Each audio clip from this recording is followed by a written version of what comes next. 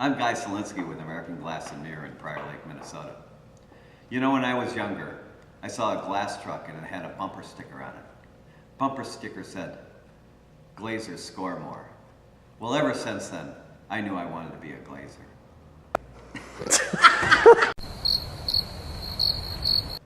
Much to my surprise and disappointment, I found out that scoring actually had to do with cutting glass. Well, let me tell you, in the years since, I've scored plenty. And now I'm here to show you how to score and cut glass also. Yay! So why would you need to know how to cut down a piece of glass? Well, sometimes people are doing remodeling in their bathroom and they're putting in a different vanity. It might be shorter than the previous one and the mirror has to be smaller. Well, we'll get people coming in and having us cut those mirrors down. If you knew how to cut glass, then you'd be able to save yourself some money and the trouble of hauling the mirror in to us to get it cut down. So let's start out by going over the tools that you're going to need for cutting glass. Now, this is a professional grade glass cutter. It's expensive. You're not going to be able to find it at a hardware store, so you won't be using this, but I just wanted to show it to you. Here's a glass cutter that's available at a hardware store. It costs a couple of dollars. Does just as good a job as the professional grade glass cutter, and this is probably what you're going to end up using. Here's a straight edge. This is a plastic one. It's high quality. You're probably not going to have anything like this, so you will use a straight piece of wood. Probably a yardstick would be a common replacement for something like this. You'll want a clamp to hold the straight edge in place. Here's a glass running pliers. This works great, but you're not going to have one of these. They're expensive, so you wouldn't buy one. I'll show you a different way of running glass to accomplish the same purpose. You'll want to use eye protection when you're cutting glass.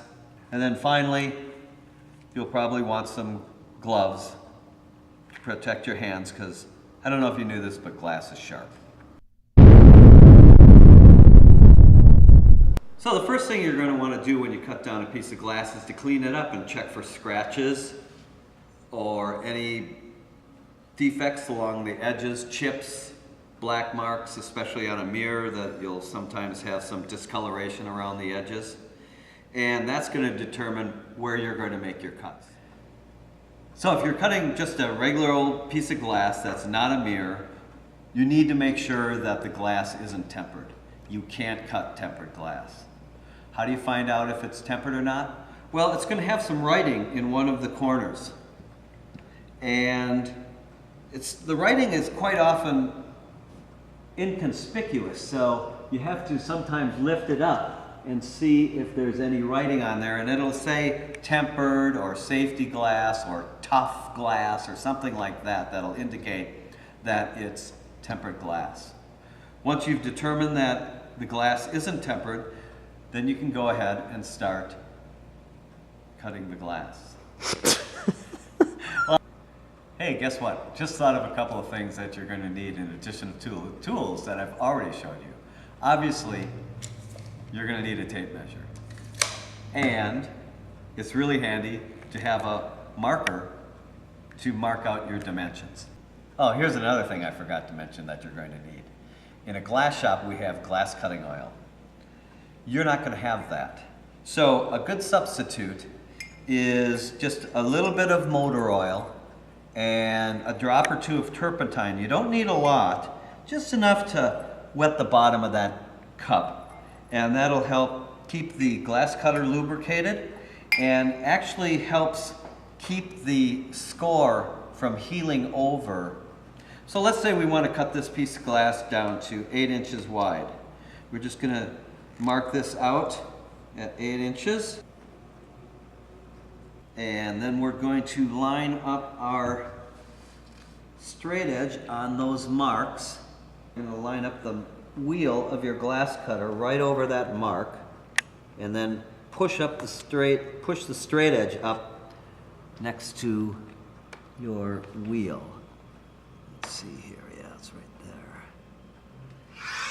And then what I'm doing here is I'm going to dip my glass cutter in that oil, and I'm going to very lightly just run the glass cutter over. I'm not scoring it at this point. And that spreads the oil out that I'm... Now, one of the things you're going to want to concentrate on is making sure that glass cutter is flat up against your straight edge, and that the glass cutter is straight up and down. You don't want to have it tilted one way or the other. First of all, it's going to not give you an even cut, but also there's a greater chance that you're not even going to score it. And then you run the glass cutter along here. You can hear the noise that it's making.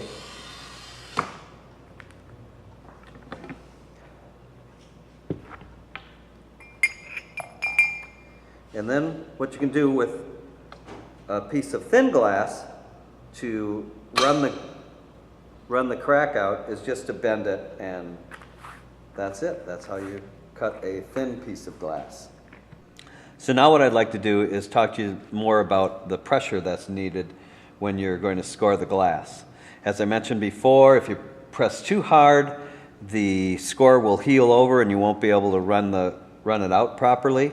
And if you don't press hard enough, the score will skip on the glass and you won't be able to run it out either. And it even makes a difference if you're using a brand new glass cutter or one that's been used a little bit, and I'll show you why. First, I'm going to use a glass cutter that's been around in the glass shop for a while, and you can hear the noise that it makes. It's the noise that it made earlier. You can hear that crackling noise.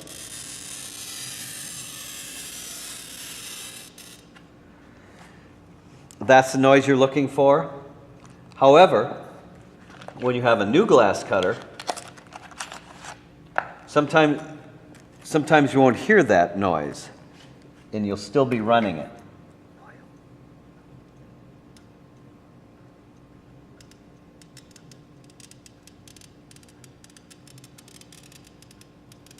Quite a bit different noise that you're hearing. But if I pressed as hard with the new glass cutter as I did with the old glass cutter, what I'd get is too hot of a cut, and I'm going to show you what that looks like. I don't know if the camera's picking that up, but you can see that little pieces of glass are popping out. And what that is the score is healing back over, and that is definitely too hot of a cut. You might be successful in running that out, but quite often it's going to run the wrong way on you at some point.